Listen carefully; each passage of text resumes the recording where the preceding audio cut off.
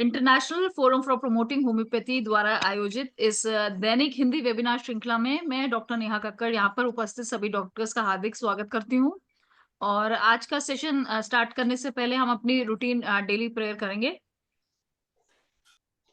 तो आज की जो हमारी गेस्ट हैं, जो हमारा आज का सेशन है वो है 580 मतलब 580वां हमारा IFPH का हिंदी सेशन है। और आज की हमारी जो गेस्ट स्पीकर हैं वे काफी all over India famous homeopath doctor Rashmi Shukla ji हैं। वेलकम, स्वागत है डॉक्टर रश्मि जी आपका IFPH हिंदी फोरम में। और मैम का मैं छोटा सा उनकी लिस्ट ऑफ टैलेंट और जो भी उनकी पेपर्स है और उनकी जो अवार्ड लिस्ट है वो बहुत लंबी है, लेकिन यहाँ पे एक मैं छोटा सा उनका इंट्रोडक्शन देना चाहूंगी। 2008 से doctor Rashmi as a homeopathic practitioner practice कर रही हैं और मोर देन 12 इयर्स का टीचिंग एक्सपीरियंस है ऑर्गेनन और होम्योपैथिक फिलोसफी में। और इन्होंने होम्यो एड जो वर्ल्ड का फर्स्ट इंटरनेशनल एड टेक्नोलॉजी है उसकी डायरेक्टर भी हैं। और लीगा मेडिकोरम होम्योपैथी में और HMI और एशियन होम्योपैथिक मेडिकल लीग उसमें ये काफी एक्टिव मेंबर भी हैं। और HMI की जो महाराष्ट्र स्टेट ब्रांच की ऑर्गेनाइजिंग सेक्रेटरी भी हैं।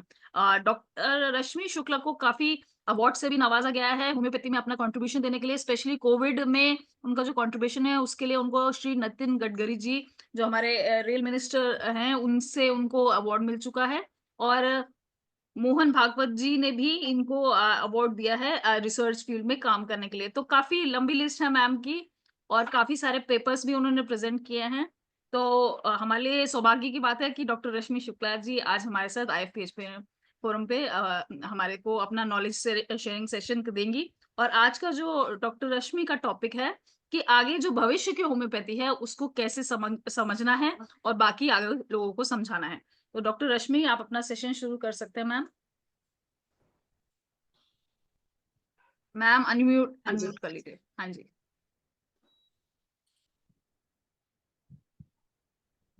मैम, वॉइस नहीं आ रही अभी आपकी। हाँ, हाँ जी, अब आ रही है। हाँ जी। वैसे तो मैं ही भाग्यशाली समझती हूँ कि आप लोगों से मिलने का और बात करने का मौका मिलता है। आदरणीय साहनी सर जी का मैं बहुत-बहुत धन्यवाद करती हूँ कि वो ना रुकते हुए ये सारी चीज़ें करते हैं और ये एक बहुत-बहुत बड़ा निरंतरता के साथ में जो एक प्रयास है सर का, वो बहुत-बहुत अतुलनीय है और इसमें जो भी एक छोटा-मोटा साथ हम लोग दे सकें, तो हमने देना चाहिए और हर किसी ने देना चाहिए। सो ज़्यादा देरी किए बिना और आपका भी धन्यवाद करती हूँ मैडम, आपने हमारा इंट्रोडक्शन देने की कोशिश की मतलब धन्यवाद मतलब। जी। So I would like to start sharing my screen, please let me know if it is visible. Ma'am is it बिल्कुल विज़िबल? विजिबल है। हाँ जी मैम। ठीक है। सो अब मैं आपको सबसे पहले एक एक छोटे से बात से मैं आपकी एक एक बोलते हैं ना एक आई ओपनर जैसे बोलते हैं, उससे मैं इस चीज़ की शुरुआत करना चाहूँगी। तो सबसे पहला बात ये है कि दो जो विषय था हमेशा साहनी सर पूछते हैं कि भई क्या विषय पर रश्मि जी आप कहना चाहेंगी? मेरा ये रहता है कि इतिहास से पढ़कर हम जिस तरह से अपने आप को, अपना वर्तमान और भविष्य को जितना अच्छा बना सकते हैं, उससे अच्छा कोई चीज़ और कोई प्रयास सफलतम नहीं हो सकता है। तो हमें इतिहास से सीखना होता है और आगे में जो है हमें उसको समझकर अपना आगे का डेवलपमेंट करना होता है। जैसे कल अभी हमारा एक नागेंद्र बाबू सर के साथ में वेबिनार हो रहा था, तो रेपर्टरी पर और ऑर्गेनन और मटीरिया मेडिका पर अप्लाइड साइड पर बहुत सारी बातें चल रही थी, तो कुछ बच्चों ने ये भी डिमांड की कि भई हमें रेपर्टरी पे कोई कोर्स करें। तो उसमें एक बच्ची ने बड़ी अच्छी बात बोली कि मैडम जो रेपर्टरी का कोर्स आप बनाएँगे, तो कृपया हमें हिस्ट्री ना सिखाएँ कि बेल ने डायरिया पे हिस्ट्री क्यों लिखी, केंट ने रेपर्टरी क्यों लिखी, किस ईस्वी सन में क्या किया, बिकॉज़ उसका उसके एप्लीकेशन से कोई ख़ास संबंध नहीं है। उसी तरह से हिस्ट्री से तो हमने सीख लिया है, एक सारांश होना चाहिए हिस्ट्री का, लेकिन वो मार्क इतने उस पर आ जाते हैं रेपर्टरी की हिस्ट्री पर कि एक्चुअल रेपर्टराइजेशन और प्रैक्टिकल साइड मिस हो जाता है। और यही बहुत कुछ ऑर्गेनल और इन जनरल होम्योपैथी के साथ हो रहा है। तो हमें अब अप्लाइड साइड में क्लासरूम ट्रेनिंग के बजाय more of a field and lab training पर आगे बढ़ने की जरूरत है। और इसी को अच्छा और सुविधाजनक करने के लिए हमने एक होम्योएड एप्लीकेशन लाया है, जो बच्चों को सीधे लैब और डिसेक्शन रूम से जो पढ़ाया जाएगा, सर्जरी और ओटी रूम से जो पढ़ाया जाएगा, और ओपीडी से जो पढ़ाया जाएगा, एक्सपर्ट्स अपने केसेस को रिकॉर्ड कर कर डिस्क्राइब करके पढ़ाएंगे। ऐसी क्लिनिकल ट्रेनिंग हम लोग जो है होम्योएड से करने की देने की कोशिश कर रहे हैं। और यही अप्लाइड साइड अब हमें ओवरऑल भी रखने की जरूरत है, इसकी परंपरा को बनाए रखने की।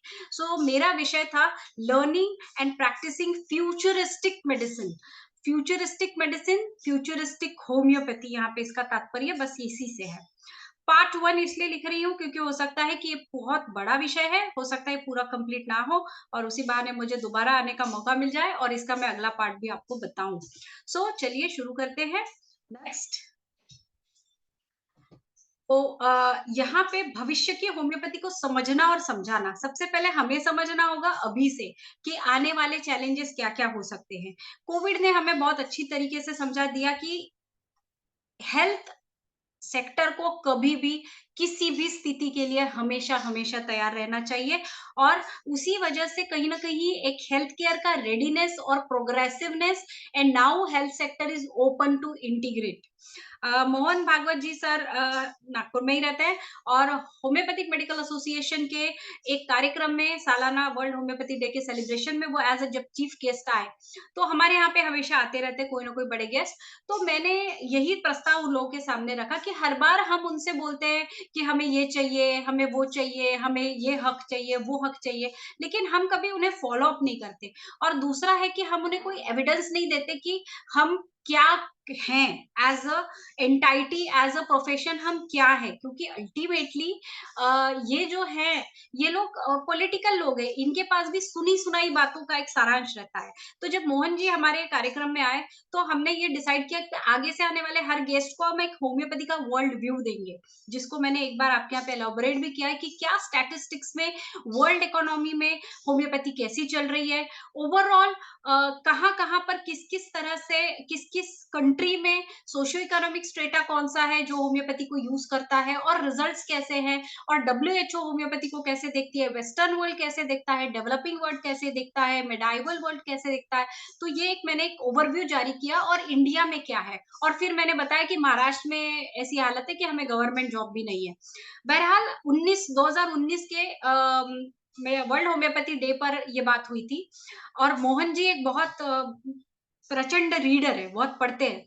तो हमने उनको एक एक बुकलेट भी दी थी, एक कैटलॉग जैसा, जिसमें ये होम्योपैथी के स्टैटिस्टिक्स थे कि भाई हम 300 मिलियंस लोग होम्योपैथी को यूज करते हैं वर्ल्ड वाइड, बिकॉज, और 67% लोग जो है ये यकीन करते हैं कि उन्हें होम्योपैथी से ज्यादा अच्छा फायदा मिलता है, और 79% लोग एक्चुअली होम्योपैथी पर स्विच होना चाहते हैं। तो तात्पर्य ये था कि सर अगर ये है, ये पब्लिक की डिमांड है, गवर्नमेंट ने बहुत ज्यादा सपोर्ट हमें किया है, नहीं किया है वो अलग विषय है, लेकिन अगर ये पब्लिक की डिमांड और रिक्वायरमेंट है तो हमें उस तरह का इंफ्रा और सपोर्ट मिलना चाहिए। ये मेरा एक उनसे अनुमोदन था। लिहाजा जब कोविड-19 आया, तो ऑफ कोर्स आयुष आरोग्य भारती के प्रमोशन के तहत काफी एक अच्छा स्थान पाया उसने कोविड मैनेजमेंट में, बट होम्योपैथी को भी काफी प्रचार और प्रसार मिला। अगर आप बाकी कंट्रीज के कंपैरिजन में देखोगे तो होम्योपैथी को इंडिया ने ज्यादा अच्छे से प्रसारित किया, और इंडिया ज्यादा सक्षम रहा कोविड को कंट्रोल करने के लिए। और हमारे पास तो स्टैटिस्टिक्स है कि हमने कितने लोगों को आर्सेनिकम आर्सेनिकम एल्बम ही दिया गया, लेकिन उसको बाद हमने 6 महीने बाद उनसे पूछा भी कि आपको कोविड हुआ था क्या? ना उनको पहले लहर में कोविड हुआ, ना दूसरे लहर में कोविड हुआ। वैक्सीनेशन सबने कराया, हमने मना किया था। लेकिन तात्पर्य ये है कि ये स्टैट्स है हमारे पास, आज भी है। सो एविडेंस बेस्ड अपने प्रूफ्स रखने की हमें सबको ज़रूरत है। अगर हम इतिहास के एविडेंस सेव करेंगे तो भविष्य सुरक्षित होगा। ये मेरा इस पर्टिकुलर कथन का अनुमोदन तात्पर्य था। अभी हमारे जो टॉर्च बेयरर्स थे, कल एक और बात नई हुई कि टॉर्च बेयरर्स ने जो पहली बैच थे, जो इमीडिएट हैनिमैन के डिसाइपल्स थे, हैनिमैन खुद एक एलोपैथ कन्वर्ट होम्योपैथ थे। सो उनके उनके जो डिसाइपल्स थे, उन लोग जो थे वो खुद सारे के सारे एलोपैथ थे। ऑफ कोर्स होम्योपैथी की टीचिंग और ट्रेनिंग की कोई व्यवस्था नहीं थी। तो ये सारे first generation homeopath, I said yesterday's webinar में कि first generation of homeopath was the जो एरा था उस समय में, जो केंट और हेरिंग का एरा था, हेरिंग का एरा स्पेसिफिकली, वो गोल्डन एरा था वर्ल्ड वाइड कि हमें अमेरिका में होम्योपैथी का कितना अच्छा प्रचलन था, ये सब हम जानते हैं। सो ये हमारे टॉर्च बेयरर थे, और वो क्यों था वो बहुत बड़ी अलग से बात है। लेकिन सीखने का तात्पर्य ये है कि ये क्लिनिकली बहुत अच्छे थे, ये ऑब्जर्वर अच्छे थे, और इनका एक समझ जो था सीधे मास्टर से किया था, अपभ्रंश होम्योपैथी का नहीं हुआ था। इसीलिए जिन्होंने एज इट इज मास्टर के प्रिंसिपल्स को फॉलो किया, वो बहुत ज्यादा अच्छे प्रैक्टिशनर बने। जो आज भी मास्टर्स के प्रिंसिपल्स को फॉलो करते हैं, वो यकीनन बहुत अच्छे प्रैक्टिशनर बनते हैं। तो अब हिस्ट्री अगर देखेंगे तो आइंस्टाइन को दुनिया का सबसे ज्यादा इंटेलिजेंट अब तक का, अभी कुछ लोगों ने वर्ल्ड रिकॉर्ड तोड़ा है, मुझे मालूम नहीं है, लेकिन आईक्यू वाइज आइंस्टाइन को सबसे ज्यादा इंटेलिजेंट माना जाता है। अब आप ये सोचिए कि आईक्यू ऑफ आइंस्टाइन को आज की डेट में हमारे रोबोट से रिप्लेस कर दे रहे हैं। जो आदमी रोबोट बना रहा है वो अपने से कई गुना इंटेलिजेंट जो है एक मशीन बना पा रहा है, जो डिसीजन भी ले सकती है, जो एक्शन भी ले सकती है, रोबोटिक सर्जरी। और अब तो सीधे सीधे रोबोट्स, ड्राइवरलेस कार, इतने सारे एडवांसमेंट में दुनिया जा रही है, नेचुरली मेडिसिन भी जा रही है। सो अब न्यूटन देखिए, न्यूटन ने एप्पल देखा, उसने डिस्कवर किया। लेकिन आपको मैं अभी थोड़ी देर बाद एक एआई का ऐसा चमत्कार बताऊंगी कि आप सोचेंगे कि भाई ये क्या हो गया। तो ये सब ये उस समय के पायोनियर्स हैं, जिन्होंने, मतलब एक जनरल साइंस का भी उदाहरण देना चाह रही थी कि ये इंटेलिजेंट लोग माने गए हैं। इन्होंने बहुत गहराई से नेचुरल फिनोमेना को ऑब्जर्व किया, हमारे मास्टर तो हैं ही। उसके अलावा ये दो साइंटिस्ट जिनको मैं और दुनिया में बहुत मानती है, कि इन्होंने फिनोमेना को ऑब्जर्व करके उसको रैशनलाइज किया, प्रिंसिपलाइज किया, और फिर यूनिवर्सलाइज किया कि अब दुनिया भी उन प्रिंसिपल की एप्लीकेशन को मानती है। सो अब आप इस एक मुझे 1 मिनट बता दीजिए कि आवाज सुनाई दे रहा है? Audio is Audible? Is yes it ma'am, Audible? बिल्कुल ऑडिबल है मैम, बिल्कुल ऑडिबल है। I will provide you with this video. तो जब आप उसको रिलीज करेंगे तो आप इसको अलग से इम्प्लांट कर देना। ओके ओके मैम, ठीक है मैम। मैम इसको आप या तो आप वर्बली थोड़ा एक्सप्लेन करते जाएं या जी तो। Yes ma'am. जी। So what this particular video says is के होम्योपैथी के फ्यूचर के लिए अभी आज के डेट में क्या चैलेंजेस हैं। चैलेंजेस ये हैं कि other systems and streams of medical sciences, specifically modern sciences, has multiply, जिसको अपना खुद का नाम नहीं पता था, जिसका नाम हमारे मास्टर ने रखा है एलोपैथी, वो साइंस देखते देखते ओल्ड स्कूल से मॉडर्न स्कूल हो गई। इतने स्पीड में उन्होंने इवॉल्व किया। ये एक ऐसा साइंस है जिसको थाउजेंड्स एंड थाउजेंड्स डॉक्टर्स और टेक्नोलॉजी और फार्मा इंडस्ट्री मिलकर बना रहे हैं, डेवलप कर रहे हैं और नेक्स्ट लेवल पर ले जा रहे हैं। होम्योपैथी साइंस जब शुरू हुआ तो मास्टर हैनिमैन, मतलब मैं तो ऐसा समझती हूँ कि in history of medicine, history of humanity, the master Hahnemann is only one person who has developed complete science. उन्होंने कैसे केस टेकिंग करके डायग्नोसिस करना सिखाया, उन्होंने उसके बाद में दवा कैसे देनी ये सिखाई, उन्होंने दवाइयां भी बनाई, और दवाइयों का फार्मैक भी डेवलप किया, फार्मेसी यानी फार्माकोपिया भी बनाया। उसके बाद दवाइयों को कैसे बनाना वो भी सिखाया, और दवाइयां कैसे देनी उसके प्रिंसिपल्स भी दिए। So end to end complete solution जो है, रेपर्टरी एक चीज है जो बाद में आई, बाकी end to end complete solution अगर सिंगल हैंडेड किसी भी एक सिस्टम ऑफ मेडिसिन में किसी भी एक पर्सन ने हिस्ट्री में किया है, तो वो मास्टर हैनिमैन है। हमें उस पर बहुत बहुत ज्यादा गर्व होना चाहिए।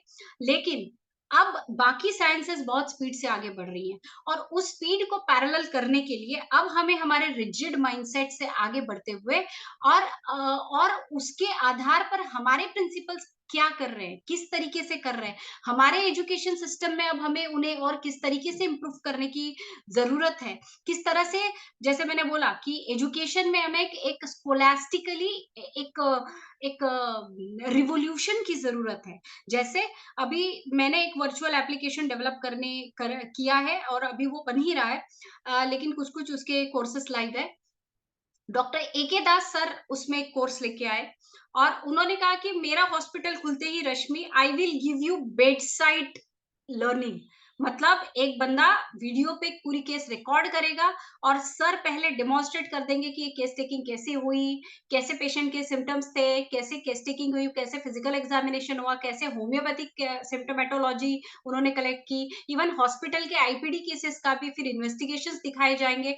और उसके बाद फिर मैंने अब उसकी टोटलिटी कैसे बनाई, एप्लीकेशन। सो क्लासरूम के बजाय बेड साइड या फील्ड पर स्टडी कैसे हो सकती है। मैंने कई सर्जन्स को रिक्वेस्ट की है कि सर आप आपके ओटी में मुझे वीडियो रिकॉर्ड करके दीजिए और आप उसको बाद में नरेट करिए कि कोलेसिस्टेक्टोमी थी तो आपने कैसे की।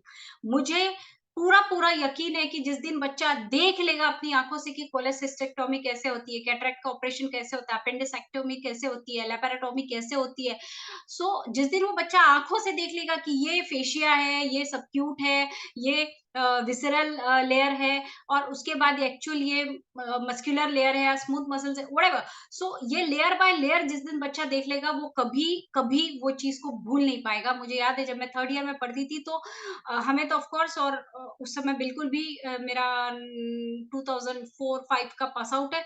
सो उस समय में हार्डली हमारे पास में कोई इस तरह का एक्सपोजर होता था। तो मेरे पापा जो डॉक्टर थे तो मैं यहाँ के हॉस्पिटल्स में उनकी पहचान से जाती थी और एक ऑफ्थेल्मोलॉजिस्ट के पास 8 दिन रहती थी, गायनेकोलॉजिस्ट के हॉस्पिटल में 10-15 दिन जाती थी, जस्ट देखने के लिए कि होता क्या है, ताकि मैं जब पढ़ूँ तो मुझे समझे कि हो क्या रहा है। जो क्लासरूम ट्रेनिंग है, ये हमें पूरी तरीके से बदल कर एक नेक्स्ट लेवल पर ले जाने की कितनी आवश्यकता है, ये इस वीडियो में बताने की कोशिश की गई है, जो मुझे भी लगता है। इसमें होम्योपैथी के गुड साइड्स भी बताने की कोशिश की है कि कैसे ये सेफ है, कैसे ये सिक्योर्ड है, कैसे ये टेस्टेड साइंस है, कैसे ईयर्स के बाद भी कैसे ये लोग जो है होम्योपैथी को मतलब अभी भी ये अपने प्रिंसिपल्स पे खड़ा हुआ है। फिर लोग बोलते हैं कि homeopathy is empirical. Homeopathy cannot be empirical because 2-2.5 साल 100 साल से अगर मटीरिया मेडिका में पल्सेटिला के कोई सिम्टम है और पल्सेटिला का कोई पेशेंट है तो पल्सेटिला से ही वो ठीक भी होता है, जो हम आज भी दिखा पा रहे हैं। 200 साल पहले की इनकी कौन सी मेडिसिन है जो आज काम करती है और आज उसी बीमारियां कंडीशन में काम करती है, कोई मुझे बता। तात्पर्य यह है कि एम्पेरिकल हम नहीं है, एम्पेरिकल वो लोग हैं। ठीक है, हमें उनसे कॉम्पीट नहीं करना है क्योंकि एक अब नया पॉलिसी, हेल्थ केयर पॉलिसी आ रहा है तो हमें साथ लेके चलना है। बट हमें इस चीज का कॉन्फिडेंस और एहसास तो होना चाहिए कि हम एम्पेरिकल नहीं है, हमारे प्रिंसिपल्स एटर्नल है, हमेशा वो खड़े रहे। बस हमारे पास कुछ रिसर्च की कमी है या फिर अगर हो चुकी है रिसर्च तो वो पढ़ाई नहीं जा रही है। मैंने कई बार सीसीएच के मेडिकल एजुकेशन पे टेक्नोलॉजी में कई बार ये उन्हें ये चीज बताने की मैंने कोशिश की है कि भाई आप जो है वो जो भी रिसर्च होता है एक छोटा सा रिसर्च अपडेट करके बच्चों को पढ़ाई में कंपलसरी करिए। देखिए हम आप स्टूडेंट थे तो हम भी जो पोर्शन पढ़ाया नहीं जाता था वो पढ़ते नहीं थे और फिर जब केस आएगी इंटर्नशिप में तब देखा जाएगा। तब हार्डली अभी देखिए रिप्रोडक्टिव सिस्टम कोई नहीं पढ़ाता, ना एनाटोमी में पढ़ाता, ना फिजियोलॉजी में पढ़ाता, ना किसी विषय में पढ़ाता और उसमें ज्यादा मार्क्स के सब्जेक्ट का आता नहीं है। 2-4 शॉर्ट नोट्स आते हैं, हम वही पढ़ते हैं, हम कहाँ पूरी पढ़ाई करके जाते हैं। ये होता है बच्चों के साथ। लेकिन अगर एक थोड़ा सा कंपल्शन डाल दिया जाए तो बच्चे पढ़ेंगे कि भैया ओके हमारे पास ये रिसर्च है, हमें ये बात पता है, अब हमारी मेडिसिन की डायनामाइजेशन के सीक्रेट्स ऊपर आ चुके हैं। मेरा है साहनी सर से मैं हमेशा इस प्लेटफॉर्म के माध्यम से रिक्वेस्ट करती हूँ कि सर हम जो भी नए रिसर्च करके होम्योपैथी के जो भी प्रिंसिपल का एस्टैब्लिशमेंट हो रहा है, आप कृपया उसे किस तरह से करिकुलम में इनकॉर्पोरेट कर सकते हैं इस पर जोर दें, किस तरह से बच्चे भी पढ़ सके और कॉन्फिडेंट फील कर सके इस पर जोर दें। तो होम्योपैथी एक होलिस्टिक साइंस है। लाइफस्टाइल कैसे देखना, हचिसन बोलते हैं कि मॉडर्न मेडिसिन की बाइबल है, लेकिन लाइक क्लिनिकल मेडिसिन की बाइबल है, लेकिन हचिसन से पहले सबसे बढ़िया clinical examination of any case किसने किया? पहला clinical examination, complete clinical examination और case taking, no one else. Show me in the history if you can find, if anyone has done before Master Hanuman. यहाँ पे एक बहुत serious line है जो आप लोगों को शायद अब एहसास हो जाएगा. Everything starts with philosophy, ends with philosophy. Let me repeat, everything starts with philosophy, ends with philosophy. जब न्यूटन ने एप्पल को देखा और उसके बाद गुरुत्वाकर्षण को डिस्कवर किया, बताया कि भैया गुरुत्वाकर्षण है. आई डिनाई, मतलब of course he has discovered, but गुरुत्वाकर्षण या the phenomena was already there. He just could establish that with his all intellect and experiments. So, but उसके पहले अगर नीचे गिरने की कोई भी फेनोमेना को अगर कोई तरह का एक्सप्लेनेशन अगर होता तो फिलोसॉफिकल हो सकता था. जैसे कि बहुत सारा जो कॉन्सेप्ट था, भगवान, some supernatural power, evil and like god and evil, इस तरह के जो कॉन्सेप्ट थे कि भाई जो चीज नहीं समझ में आती उसको भगवान और राक्षस या असुरी शक्तियों पर छोड़ दो कि भाई ये है. बीमारियां भी पहले होती थी तो किसी भगवान का प्रकोप ही माना जाता था क्योंकि एक्सप्लेनेशन नहीं था साइंटिफिक. तो और ये ऐसा नहीं था कि हमारे यहाँ था, इंडिया में था तो साउथ अफ्रीका में भी था, अमेरिका तो और पिछड़ा हुआ था, कई कंट्रीज तो और ज्यादा पिछड़ी हुई थी. सब जगह पे यही फेनोमेना यूनिवर्सल था. दो अफ्रीकन होमोसेपियन और इंडियन होमोसेपियंस ने कभी आपस में बात नहीं की, लेकिन दोनों एक ही सोच के साथ इवॉल्व हुए कि दो शक्तियां हैं जो वो नहीं देख पाते. अगर तूफान हो रहा है तो वो भी देख नहीं पा रहे कि क्या हो रहा है, तो वो उसको एक फिलोसॉफी में ढाल देते थे कि भैया कुछ तो अननोन है जो ये करा रहा है, ये हमें नहीं जानते, हम नहीं जानते इन्हें. अब इसका एंड बताती हूँ. इंसान का फिजियोलॉजी, इंसान की फंक्शनैलिटी, इन सब की जानकारी नहीं थी तो हम बोलते थे कि इंसान ने भगवान को बनाया है, इंसान भगवान ही सारी चीजों को ऑपरेट करता है और हम हमारे हाथ से तो हम एक उंगली भी नहीं हिला सकते एंड ऑल. तो ये एक फिलोसॉफी थी. जब फिजियोलॉजी आई तो उसने धीरे धीरे धीरे धीरे एक एक परतें खोली और after I think 85th of editions of Guyton publications, and में वो यही लिखते हैं कि I could discover any and everything within the cells to the phenomena, intracellular phenomena, genetic phenomena, but I must agree that there is some or the other kind of automaticity that does exist.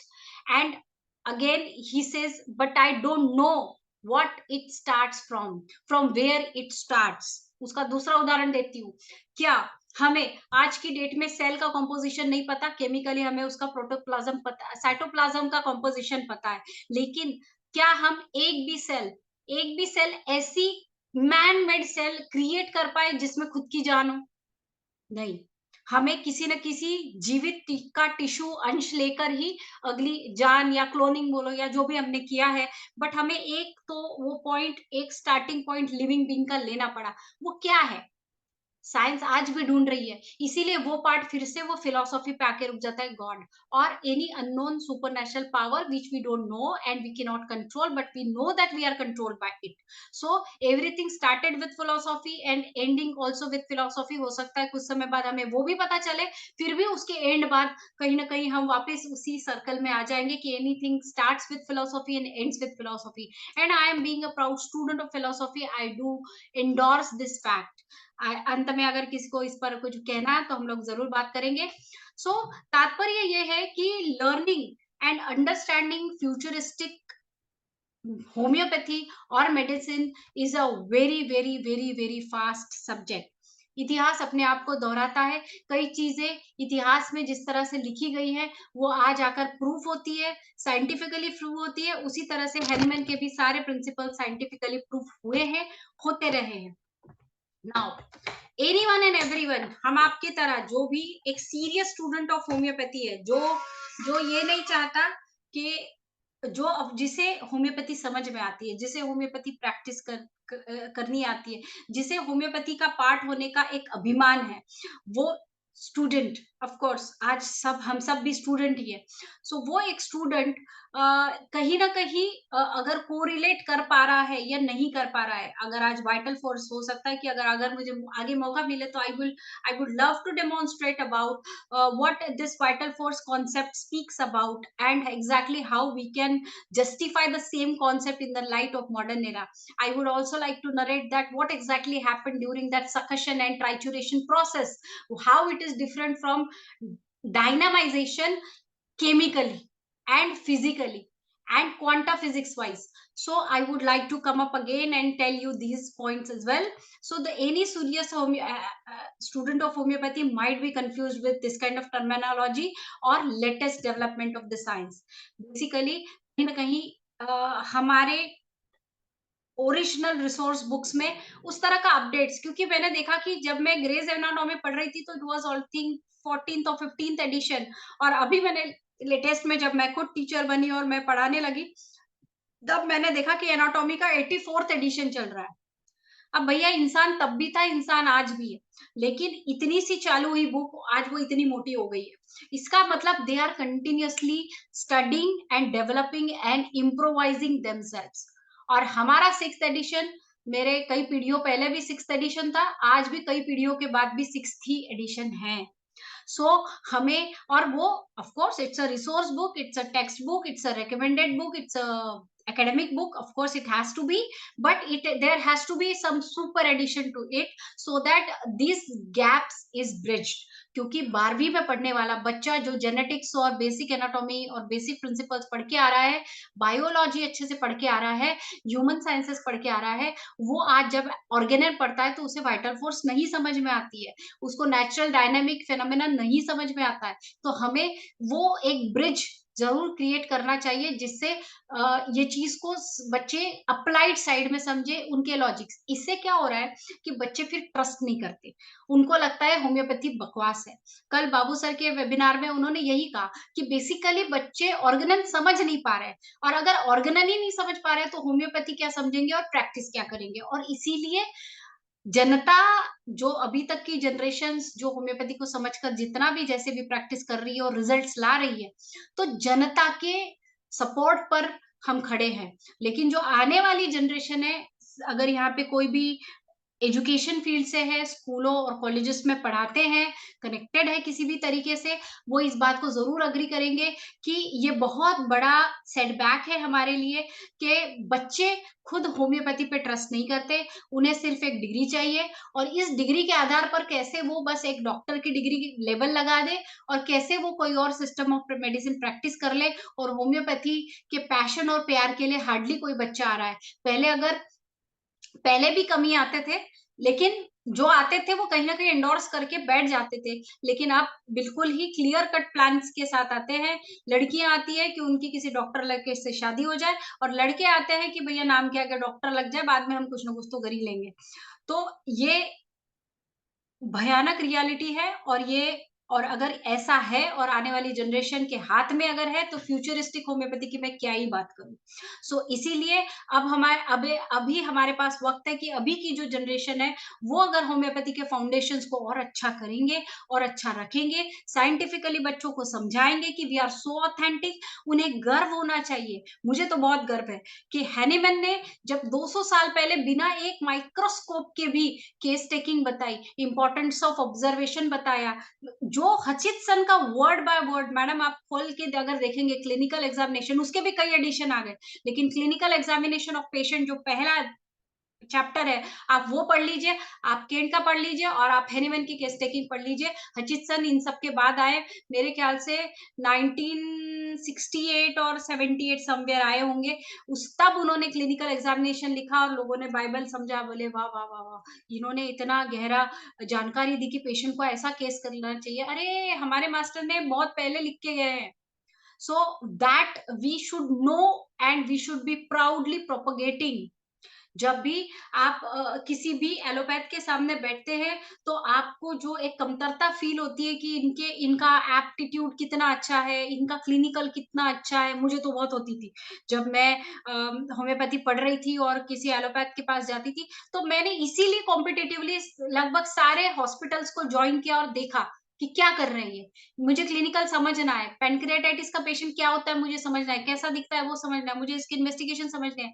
आज कई बार ऐसी cases पे जैसे इक्थायोसिस करके एक skin disease है, जिसमें scales by birth एक नेचुरल ड्राइनेस होता है स्किन में, और बाय बर्थ एक स्नेक की तरह स्केली स्किन होती है। अपने पास में आर्सायोड उसकी रेमेडी है, आर्सेनिकम भी है, आर्सायोड भी है, आरसेसफ भी है। तो ये रेमेडी होती है, और इक्थायोसिस है। मेरे पास एक पेशेंट आई, बोले मैम मेरे को देखो ये होता है, मैं इतने मॉइस्चराइजर लगा रही हूँ। मैंने बोला बेटा आपको इक्थायोसिस है? तो बोले मैम क्या? तो मैंने बोला आपको इक्थायोसिस है। तो बोलती है मैम मैंने आज अभी तक 18 से 20 डर्मेटोलॉजिस्ट को दिखाया है, किसी ने नहीं कहा कि मुझे इक्थायोसिस है। सबने कहा बेटा तुझे ड्राइनेस है, तू ये मॉइस्चराइजर लगा, तू वो मॉइस्चराइजर लगा। बोलने का तात्पर्य ये है कि अगर आज हम हमारे लेवल पर ही बेहतर क्लिनिकली अपने आप को रखेंगे, और एक अच्छे एप्टीट्यूड के साथ अपने आप को रखेंगे, तो डेफिनेटली फ्यूचर हमारा ही होगा। ऑफ कोर्स मिलजुल के काम करने का वक्त है, लेकिन ऑफ कोर्स हमारा रोल हमारा रहेगा, छीना नहीं जाएगा, ओवरशैडो नहीं किया जाएगा, क्रेडिट नहीं लिया जाएगा। सो बेसिकली दिस क्रिटिसिज्म जब होता है तो बहुत दर्द होता है। इसीलिए हमेशा मैं बच्चों से भी कहती हूँ कि get updated, get into the best of the knowledges, पढ़ाई अच्छी करो, क्लिनिकल्स को ऑब्जर्व करो, क्लिनिकल्स अच्छे करो, तभी फ्यूचरिस्टिक होम्योपैथी का फ्यूचर हमारे पास है। सो ये एक बहुत ही सिंपल सा इंट्रोस्पेक्शन था जो मैंने आपके तरफ डालने की कोशिश की, और आप सब लोगों से एक एक्शन लेने की भी अपील की कि भई हमें जो है इस तरीके से आगे बढ़ने की बहुत-बहुत आवश्यकता है।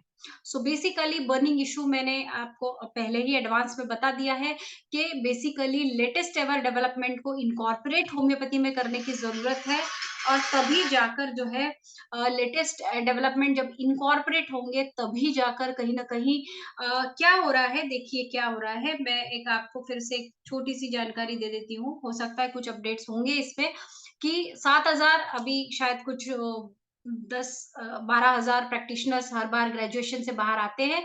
सिर्फ 7 से 8 परसेंट पीजी करते हैं। पीजी इसलिए करते हैं बाय एंड लार्ज कि कहीं तो भी टीचिंग में जाना होता है, एमडी का लेवल लगेगा, प्रैक्टिस में हेल्प मिलेगी, और सबको पता है पीजी कैसे होती है। पीजी कैसे होती है ऑफिशियली सबको पता है, ठीक है? तो टेक्निकली हमारे पास एक बेड होना चाहिए पर स्टूडेंट, तो इसका मतलब हमारे पास 5,000 से 7,000 बेड होने चाहिए होम्योपैथी स्टडी करने के लिए। अब अधिकतर होम्योपैथिक कॉलेजेस में जो बेड की रिक्वायरमेंट है 50 है, 25 है, 30 है, 70 है, इनटेक कैपेसिटी के हिसाब से है। अभी एस्टैब्लिश्ड करके रखी है लोगों ने। सो यहाँ पर जो है बात ये आती है कि अब ये भी आप सब लोग जानते हो कि कितने होम्योपैथिक हॉस्पिटल कैसे परफॉर्म कर रहे हैं, और उसका सबमिशन कैसे दिया जा रहा है, ये भी मेरे को बताने की जरूरत नहीं है। लेकिन आप उस बच्चे का दर्द या पीड़ा या फ्रस्ट्रेशन या फिर मजबूरी आप समझने की कोशिश करिए, जो पढ़ने के लिए आया है, और वो ये देख रहा है कि टीचिंग में टीचर्स जो है, नो ऑफेंसेस बट ये फैक्ट है, ये मैंने देखा है। उदाहरण उदाहरण हो सकता है मैंने अपवाद देखा हो सकता है आप लोगों को अपवाद पता हो, आपको पता हो तो बताएं मुझे, हम आखिरी में जरूर इस पर बात करेंगे कि ज्यादातर स्टैंड ये है कि टीचिंग में वो लोग जाते हैं, ऐसा कहा जाता है। मेरे 100% अग्रीमेंट नहीं है, क्योंकि कई सारे जबरदस्त डॉक्टर्स हैं जो बहुत बढ़िया टीचर्स भी हैं, लेकिन वो वक्त कितना दे रहे हैं टीचिंग के लिए। अगर बहुत अच्छा क्लिनिशियन है और वो अगर पढ़ाने लग जाए तो वो क्या लेवल का होम्योपैथी पढ़ाएंगे। सो ज्यादातर एकेडमिशियन सैड टू से, बट ज्यादातर एकेडमिशियन जो है वो एक्टिव क्लिनिशियंस नहीं है। बहुत कम कॉम्बिनेशन है जो एक्टिव क्लिनिशियन है और बहुत जबरदस्त तरीके से क्लिनिक करते हैं। जब मैं आज अगर पढ़ाने बैठती हूँ तो मैं अपने बच्चों को एक एग्जाम्पल एक एक एक कॉन्सेप्ट समझाने के लिए 10 पेशेंट्स के लाइव एग्जाम्पल दे सकती हूँ। सो ये फर्क पड़ेगा। तो हमें more and more clinically homeopathy को कैसे सिखाया जा सकता है, इस पर ध्यान देने की जरूरत है। बेड्स कैसे चल रहे हैं, वो बच्चा जब ओपीडी और खाली आईपीडी में बैठकर जो नकली पेपर बनाता है केसेस के, नो ऑफेंसेस अगर कोई पॉलिसी मेकर्स भी है, बट मेरा काम है सत्य कहना। पसंद आपको जो आए वो बात शायद मैं कहना पसंद नहीं करूँगी। मैं वही कहूँगी जो सत्य है कि जब वो बच्चा फेक पेपर्स लिखता है, केस पेपर ओपीडी, आईपीडी के, कई जगह पे बहुत अच्छे ओपीडी, आईपीडी चलते हैं, लेकिन कई जगह पे ऐसे भी चलते हैं, तो वो ये सोच रहा होता है कि इसका मतलब ये साइंस वर्क नहीं करती, इसका मतलब इसकी दवाइयों में रिजल्ट्स हैं नहीं, इसका मतलब मुझे ज़िंदगी भर ऐसा फेक काम करना पड़ेगा, सो इससे अच्छा क्यों ना मैं कोई और सिस्टम एंडोर्स कर लूँ। ये सोच है, ये मैंने कई कॉलेजेस देखे हैं। कई कॉलेजेस अभी मैं लखनऊ नेशनल जो होम्योपैथी कॉलेज है लखनऊ के मैं गई, 2500 की ओपीडी है।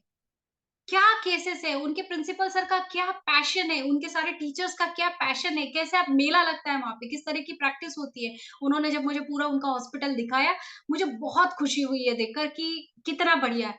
बट अब कई कई हॉस्पिटल्स मैंने ऐसे भी देखे हैं, जो इस तरह की है वहाँ पे स्थितियाँ, आप लोगों ने भी देखे होंगे। सो बेसिकली एक रजिस्टर्ड प्रैक्टिशनर, होम्योपैथिक प्रैक्टिशनर बनते समय जब बच्चा इस तरह के कड़वे अनुभवों से आता है, तो उसके मन में होम्योपैथी की छवि और विश्वास कम-कम होता जाता है।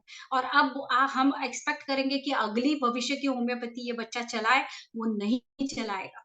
और इसीलिए अब हमें अभी का प्रेज़ेंट, अभी आज के डेट का हकीकत है वो हमें बदलनी होगी और उस हिसाब से जो है हमें जो है बच्चों को पढ़ाई देनी पड़ेगी। गवर्नमेंट सपोर्ट बहुत कम जगह पे उपलब्ध है, ये भी एक बहुत बड़ी निराशा की बात है, ठीक है? उस पर अब कई लोग हैं, तो बोलने का तात्पर्य है कि मैं ये बताने की कोशिश की है, मैंने ये बस बताने की आप लोगों को कोशिश की है कि बर्निंग इश्यू होम्योपैथी के इतने सारे हैं और ये बहुत ही फंडामेंटल लेवल पर है, ये कई सालों तक थे, अभी भी है। अब हमें लग रहा है कि नेशनल कमीशन ऑफ होम्योपैथी आ गया है, तो कुछ और अच्छा गोल्डन एरा आएगा, लग रहा है तो ज़रूर आएगा, लेकिन जब तक ये फंडामेंटल्स पर चेंजेस आते-आते काफ़ी वक़्त लग जाएगा। मेरा पर्पज़ यही रहता है कहने का कि भई आप जो कर सकते हो, आप अगर नहीं एकेडमिक्स में हो, आप अगर नहीं पॉलिसी में हो, आप जहाँ भी हो, अपना बेस्ट दीजिए। मैं अगर मेरे क्लिनिक पे हूँ, आज अगर मुझे कुछ भी कर यहाँ पर आकर 1 घंटा बोलना है, मैंने अपना बेस्ट दिया। अब आपको मैं कुछ एक थोड़ा-सा फिर से एक 4 स्लाइड पहले अगर मैं ले जाऊँ, आपने थोड़ी देर पहले एक वीडियो देखा। उस पर से एक परिचर्चा पर हम मुखातिब हो गए, तो वो जो पॉइंट था वो मैं बताना चाह रही थी। आप लोगों को क्या लगता है कि वो वीडियो कैसे बना? किसने बनाया? ये वीडियो मैंने 10 मिनट में बनाया। और इस 10 मिनट के लिए मुझे, क्योंकि मैंने ये प्रेज़ेंटेशन ही आज बनाया। पढ़ाई मेरी पहले से थी, स्लाइड्स मेरी पहले से बनी हुई थी कुछ-कुछ, तो या कांसेप्ट्स मेरा पहले से बने हुए थे, लेकिन जब आप इसमें जो-जो भी आप देख पा रहे हैं, ये मैंने आज बनाया। बनाया यानी मेरी टीम ने बनाया। सो ये जो वीडियो है, ये मैंने खुद बनाया पर्सनली। अब मैंने उसके पहले आपने देखा होगा कि मैंने न्यूटन और आइंस्टाइन के साथ में कुछ आर्टिफिशियल इंटेलिजेंस या रोबोटिक्स के एलिमेंट्स दिखाने की कोशिश की। मैंने क्यों दिखाने की कोशिश की? मेरा कहना ये था, मैं ये नहीं बोल रही हूँ कि साइंटिस्ट रोबोट्स बन जाएँगे, हो सकता है बनेंगे भी बिल्कुल। लेकिन मैं आपको ये बताने की कोशिश कर रही हूँ कि आर्टिफिशियल इंटेलिजेंस अब इतना इंटेलिजेंट हो चुका है कि मैंने सिर्फ एक चैट जीपीटी में डाला कि आज के डेट में होम्योपैथी के क्या चैलेंजेस हैं और आगे होम्योपैथी को बेहतर बनाने के लिए tell me what are those factors that are required, what are that factors are required to be understood, addressed, and what are those grave factors. 1 minute के अंदर उसने स्क्रिप्ट बना के दे दी, 2 मिनट के अंदर मैंने उसको वीडियो में पेस्ट कर दिया और 3 मिनट में मेरा वीडियो बन गया। बोलने का तात्पर्य ये है कि आर्टिफिशियल इंटेलिजेंस जिसके पास में आज की डेट में वर्ल्ड वाइड सबसे ज्यादा बड़ा डेटाबेस है, अगर मैं पढ़ाई इस विषय की पढ़ाई करने बैठती, तो जो मुझे 2 मिनट में पढ़ाई मिली है, वो मुझे कम से कम 1 हफ्ता या 15 दिन लगते, पूरे टाइम में पढ़ पढ़ के वो सारा डेटा निकालती जो मुझे 2 मिनट में मिल गया। तो तात्पर्य यह है कि दुनिया की स्पीड देखिए कहाँ तक जा चुकी है। सो हमें भी उस स्पीड पर आने की जरूरत है। और अगर चैट जीपीटी या आर्टिफिशियल इंटेलिजेंस को बात समझ में आ रही है कि होम्योपैथी के साथ में कैसे होम्योपैथी इवॉल्व हुई, कहाँ-कहाँ पे वो बहुत अच्छी है, अभी उसका क्या चल रहा है और आगे क्या करने की ज़रूरत है, ये मेरे ओपिनियन नहीं थे, वो चैट जीपीटी के एज़ इट इज़ ओपिनियन थे। मेरे ओपिनियन मैंने उसके बाद साइड से रख दिया आपको, लेकिन वो उसके ओरिजिनल ओपिनियन थे जो मुझे एज़ इट इज़ आपके सामने रखने थे। इसलिए रखने थे कि अगर एक ऑटोमैटिक नॉलेज डेटा बैंक को ये बात लॉजिकली समझ में आ रही है, कैलकुलेटिवली समझ में आ रही है कि होम्योपैथी में इस तरीके का बात करनी है। देखिए, इस तरह के वेबिनार्स या सेमिनार्स होते हैं, कॉन्फ्रेंसेस होते हैं, लोग अपना ओपिनियन देते हैं। मेरा ख़्याल है कि ये ऐसा होना चाहिए, मेरा ख़्याल है कि वैसा होना चाहिए। लेकिन मैं विश्वास रखती हूँ कि क्या सही है। मुझे क्या सही लगता है, मुझे अगर एक चीज़ सही लगती है, यहाँ पे 20, 25, 30, 40, 50 पता नहीं कितने लोग बैठे हैं, उन सबको हो सकता है कुछ और बात सही लगे। सही लगना एक बात होती है और सही होना एक बात होती है। इसीलिए मैंने एक अनप्रेजुडाइज्ड जो एक ऑब्जर्वेशन बोलेंगे, इसीलिए मैंने उस टूल की मदद ली, वरना ये प्रेज़ेंटेशन मेरा करीबन 10 साल से रेडी है और ये इस तरह का मिलता-जुलता मैंने एक प्रेज़ेंटेशन इससे पहले दिया भी है। सो ये स्लाइड शो पहले से मेरा रेडी था, बस मुझे इसमें एक अनप्रेजुडाइज्ड अथॉरिटी या अनप्रेजुडाइज्ड ओपिनियन की ज़रूरत थी कि भई एक्चुअल में मैं जो सोच रही हूँ वो सही है क्या? और उसने लगभग वो वही पूरा का पूरा सही दिया। मैं आपको वीडियो भेजूँगी मैडम नेहा और आप उसको इनकॉर्पोरेट करिए एडिटिंग में ताकि वो जब आपकी यूट्यूब पे जाए तो वो जो है एज़ इट इज़ दिखे। सो बर्निंग इश्यू ये है कि जो मैंने बताए हैं कि अपने यहाँ पे अब तो स्टैट्स काफ़ी चेंज हो गए हैं, लेकिन हमारे यहाँ पे 73 से 79% लोग होम्योपैथी लेना चाहते हैं। होम्योपैथी के फ़ायदे समझते हैं, होम्योपैथी के फ़ायदे जानते हैं। आज भी आपको मैं एक बहुत बड़े इंडिया के अभी बहुत ही टॉप पीठाधीश है, धर्मगुरु हैं, उनके बड़े भाई को एक चलो मैं बता देती हूँ, एवास्कुलर नेक्रोसिस है, बायलैटरल हिप जॉइंट का। डॉक्टरों ने बोल दिया जॉइंट रिप्लेस करना है तुरंत। और उस जॉइंट रिप्लेसमेंट उन्होंने बोल दिया कि नहीं हम तो दवा से ठीक करेंगे और किसी तरह से उनके कोई चेले होंगे, वो मेरे पेशेंट थे, तो उन्होंने बोला कि हमारी मैडम बहुत अच्छी हैं, गुरुजी तो उधर रहते हैं, यूपी एमपी में रहते हैं, तो बोले हमारी मैडम जी बहुत अच्छी हैं, आप उनसे दवा चालू करिए। हमने उनसे ऑनलाइन केस ली उनकी, हमने उनको मक्सोल दिया, एवास्कुलर नेक्रोसिस, बोन नेक्रोसिटीज़ के हिसाब से और जो है बाकी लाइफ़स्टाइल और अब कल उनका फिज़ियोथेरेपी सेशन भी है, अब वो भी ऑनलाइन हम कर रहे हैं। तो जो 70% मतलब लिंपिंग तक उनकी कम हो गई है और वो स्क्वैट कर सकते हैं, उनकी मोबिलिटी बढ़ गई है, ठीक है? दूसरा एग्ज़ाम्पल देती हूँ, सिंपल एग्ज़ाम्पल है, लेकिन ये पावर है, ये हमें बताना है, ये पावर हमें फैलाना है। अ, एक केस है जो fall he fell from a 8 feet of height or he had got certain fractures in neck bones वर्टेब्रीज में कुछ हेयरलाइन फ्रैक्चर्स हुए और डिस्क इनअप्रोप्रिएट स्लिप हुआ फॉर्चुनेटली बहुत सीवियर रेडिकुलोपैथी या स्पाइनल इंजरी नहीं हुई लेकिन जैसे ही डॉक्टर के पास गया उसको बताया गया भाई तुरंत ऑपरेशन करा लो तुम और ये लो पेन किलर मैं बताती हूँ उन्होंने उसको एंटी इन्फ्लामेटरी तक नहीं दी एंटी इन्फ्लामेटरी तक नहीं दी, सिर्फ पेन किलर दिया ताकि जस्ट पेन होता रहे और पेशेंट 10 दिन के अंदर आप आ जाओ, इतना लाख लगेगा आप ऑपरेशन करने आ जाओ तुरंत। मेरे पास उसके फोटोज़ है, वीडियोज़ है, सब कुछ है। मैंने मुझे फ़ोन किया, बोले क्या करूँ? मेरे तेरे पास कोई न्यूरोलॉजिस्ट है तो ओपिनियन। मैंने बोला भई भेज सब मुझे भेजो पहले क्योंकि पहले ख्याल उनके दिमाग में होम्योपैथी नहीं आई, उनके ख्याल आया कि इससे मैं ओपिनियन ले लूँ क्योंकि एक्सीडेंट और ऑपरेशन है तो होम्योपैथी आउट ऑफ क्वेश्चन है। तो मैंने बोला कि मुझे तुझे उस डॉक्टर ने भी 10 दिन बोले, मेरे को भी तू 10 दिन दे, मैं तेरे को दवा देती हूँ। बोले अच्छा ठीक है दे दे। मैंने उसको सिम्पली आर्निका दिया। फर्स्ट राउंड में 4 डेज़ के लिए मैंने सिम्पली आर्निका दिया, उसके बाद मैंने उसको रस्टॉक्स दिया। अब आर्निका से वो बंदा 70-80% बेटर हो गया। ठीक है? मैंने बोला 10 दिन बाद अपन इस पर फिजियोथेरेपी शुरू करेंगे या फिर वापस सीटी एमआरआई करा सकते हैं। मैंने फिजियोथेरेपिस्ट को भी लूप में रखा बिकॉज़ मैकेनिकल साइड में उसका होल्ड रहेगा। तो हमारी पूरी टीम है, तो मैंने उनको भी साथ में रखा कि सर क्या करना है? तो बोले चलो मैडम, ये अगर न्यूरो सर्जन के पास गया इसका ऑपरेशन होना है बोली मैडम।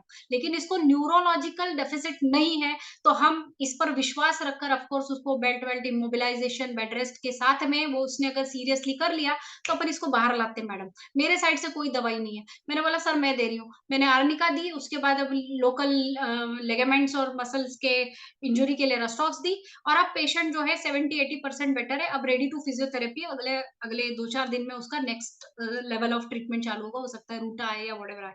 सो बोलने का तात्पर्य ये है कि ये अवेयरनेस जब पेशेंट खुश है, हॉस्पिटल्स के चक्करे काटकर, घर बार बेचकर, लाखों करोड़ों खर्चा करके जान खरीदने के लिए तैयार है। लेकिन जब हम इस तरह की केसेस पेशेंट्स के सामने लाएंगे तो उनको समझ में आएगा कि भैया हमें बेवकूफ नहीं बनना है, हमें सही जगह जाना है। मैं इसीलिए हमेशा पेशेंट्स को और अपने साथी डॉक्टर्स को बताते रहती हूँ कि देखो ये बताओ कॉमन पब्लिक को कि ये हो सकता है। लोगों में ये अवेयरनेस जिस दिन आ जाएगा, homeopathy will definitely lead, in fact it has started leading.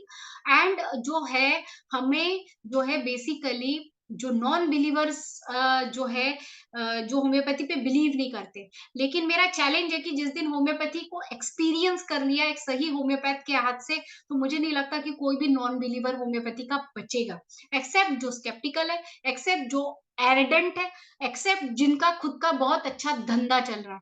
कई डॉक्टर्स है जो खुद एलोपैथी होम्योपैथी लेते हैं, लेकिन वो खुद अपने मुंह से आके, मेरे पास भी कई सर्जन आते हैं जो दवा लेते हैं, लेकिन बोलते हैं कि मैडम मैंने बोला कि अरे ऐसे केस तो आप भी बहुत, बोले मैडम बट मैं होम्योपैथी में भेजूंगा नहीं। क्यों भेजेगा वो? और मेरे उससे उम्मीद भी नहीं करती हूँ। बट ये है, तो नॉन बिलीवर फार्मा इंडस्ट्री का हॉस्टिलिटी, जो बिट्रेयल है, इनिशियल जो मॉडर्न मेडिसिन जो तुरंत रिलीफ देती है तो पेशेंट मिसगाइड हो जाते हैं, उन्हें कहीं ना कहीं लगता है ऑपरेशन बोला है तो ऑपरेशन ही कराना है। ऐसे कई कई केसेस है, हमारे पास होंगे, नेहा मैम के पास होंगे, सबके पास होंगे, सानी सर के पास तो बिलियंस ऑफ केसेस है कि हमने उनकी सर्जरी रोकी है, बट इसकी पब्लिसिटी कहाँ है, इसका पॉपुलराइजेशन कहाँ है, इसका कॉमन पब्लिक में ज्ञान कहाँ है? जितना हो सके पेपर में प्रचार प्रसार, जहाँ पे कॉमन इंसान के पास ये बात पहुंचे कि भाई हाइपोथायरॉयडिज्म पेशेंट ठीक हो जाता है।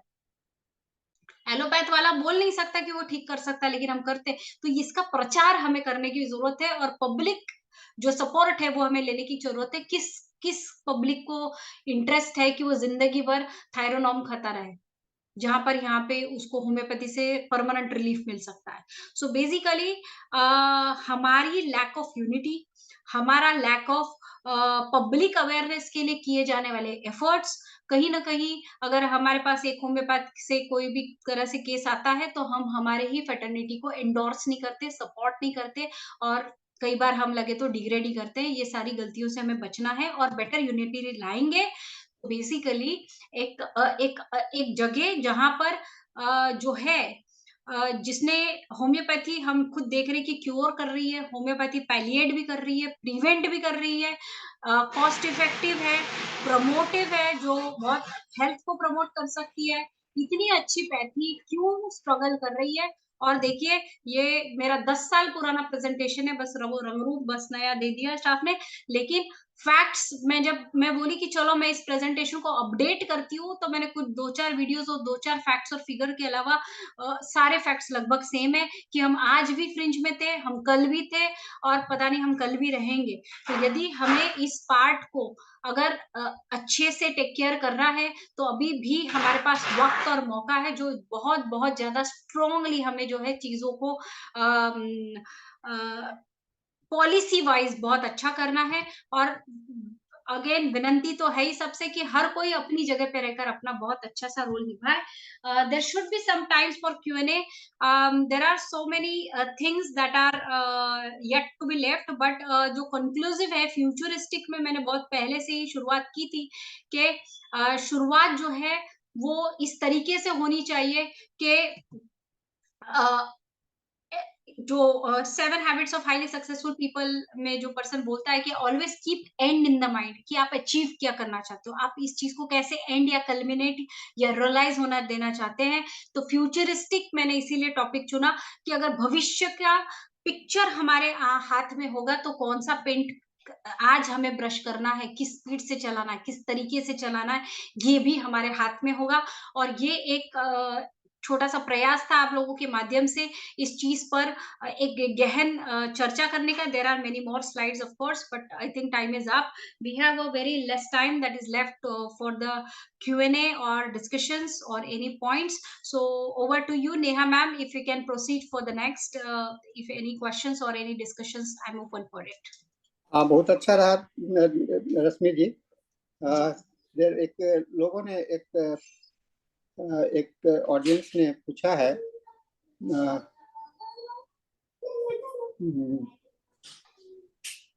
अनम्यूट करके भी पूछ सकते हैं अगर काइंडली। टॉपिक नहीं, टॉपिक चेंज नहीं हुआ, I think Mr. Madam Sujata ji, exactly the agenda was that she was speaking on the agenda. Topic is not changed. Futurist vision for the homeopathy. This was the agenda. And then Dr. Kamlendra Tyagi, you want to say that every publication tool has started applying AI to deselect literary matter obtained from ChatGPT. Madam इस पर कुछ कहेंगे क्या? जी बिल्कुल बिल्कुल। Kamalendra sir, thank you so much. इसी बहाने आपसे वापस मिलने मिला। I would like to stop the share I think, and so that हम लोग एक अच्छे तरीके से बात कर पाएंगे। So I find your point very valid sir, कि many of the publication houses have, and अभी आप सोचिए ना कि जितना खुश हम इस तरह का जो एआई बेस्ड जो टेक्नोलॉजी आ गई है, आप समझिए कि ये जिस दिन गलत दिशा में जिस दिन मुड़ जाएगी, आपसे आप असली और गलत, अभी देखिए कई फोटोज होते हैं जो हम बना लेते हैं, तो आप डिफरेंशिएट है ना, दुनिया की कोई ताकत प्रूव नहीं कर सकती कि ये फोटो किसकी थी। आप सोच नहीं सकते कि यथार्थ के साथ कितनी बड़ी छेड़खानी, कितने गलत तरीके और गलत पर्पजेस से हो सकती है। एनीवेज, पर सर का पॉइंट था कि जो पब्लिकेशन हाउसेस हैं, जो वो एआई अप्लाई कर रहे हैं, और ऑफ कोर्स चैट जीपीटी से ऑफ कोर्स उनको करना पड़ेगा, क्योंकि ओरिजिनल थॉट्स या ओरिजिनल टॉक्स, इसीलिए अगर आप देखेंगे, मैं जब वीडियो भेजूंगी तो आप उसका ऑडियो सुनेंगे, तो वो उनका टॉक है, लेकिन मेरा अंडरस्टैंडिंग मैंने आपको अलग से बताया।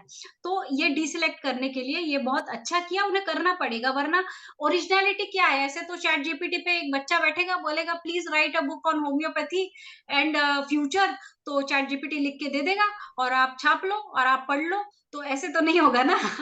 सो बिल्कुल सही किया है इन लोगों ने, और आगे भी और कठिन तरीके से जो है, क्योंकि सिर्फ चैट जीपीटी नहीं है सर, देयर आर 5 और 4 more this kind of tools that are there, which are in this kind of content creation, and it is going to challenge the real creator of the thoughts and the concepts. So of course it's gonna be very challenging, very difficult, and I think to other side only, means wrong side only, क्योंकि शक्तियों के सदुपयोग से ज्यादा इंसान तुरंत ही दुरुपयोग में पड़ जाता है।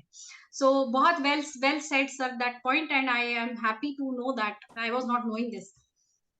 And Dr. Tyagi ji और पूछना चाह रहे हैं, जी। what are the sources of information that you told? आपने कहा कि 70% population होम्योपैथी यूज कर रहा है, इसका रेफरेंस क्या है?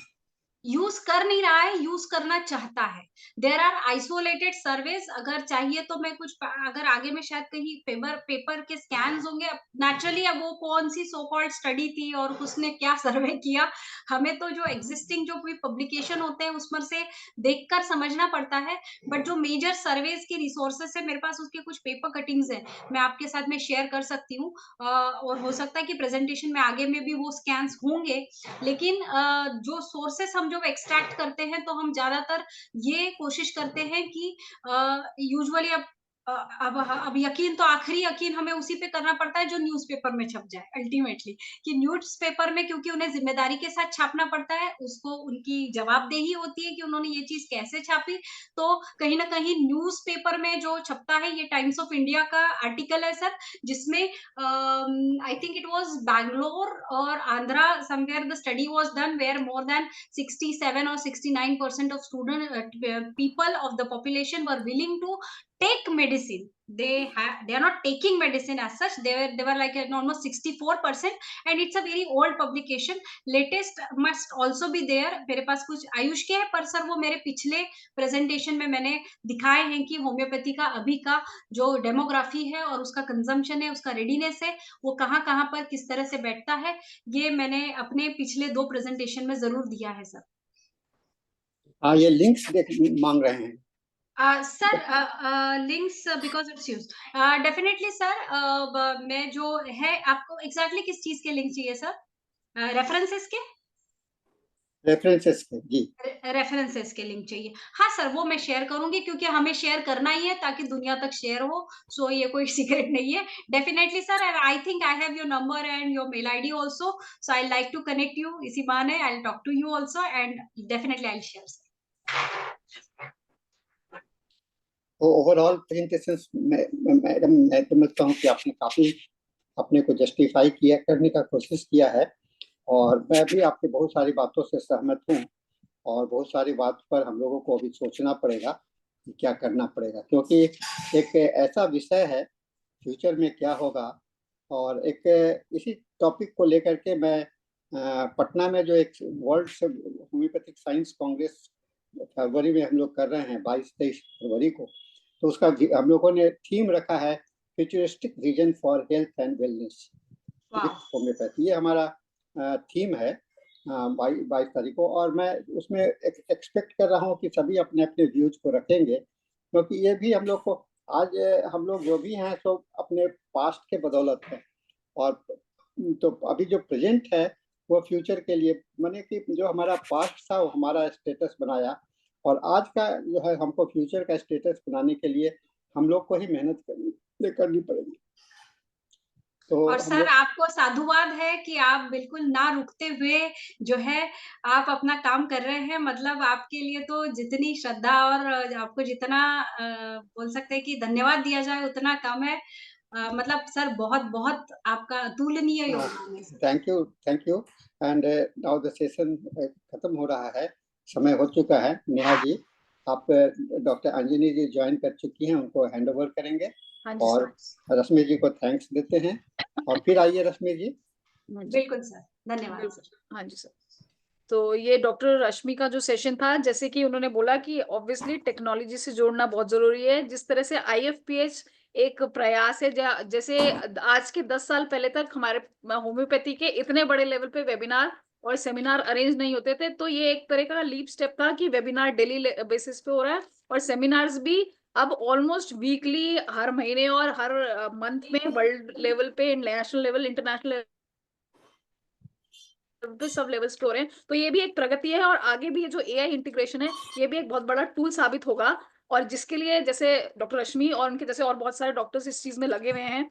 और तो ये एक तरह का obviously homeopathy is moving forward, और हम सबको मिलकर ही साथ चलना होगा। और जहां तक एआई की नेगेटिव उसका सवाल है, ऑब्वियसली हर चीज का बून भी होता है और बेन भी होता है, दोनों चीजें होती हैं। तो बून को हमें साथ लेके चलना है, और बेन को पीछे छोड़ते जाना है, उसकी जो लिमिटेशन है उसको इम्प्रूव करके हमें आगे बढ़ना है।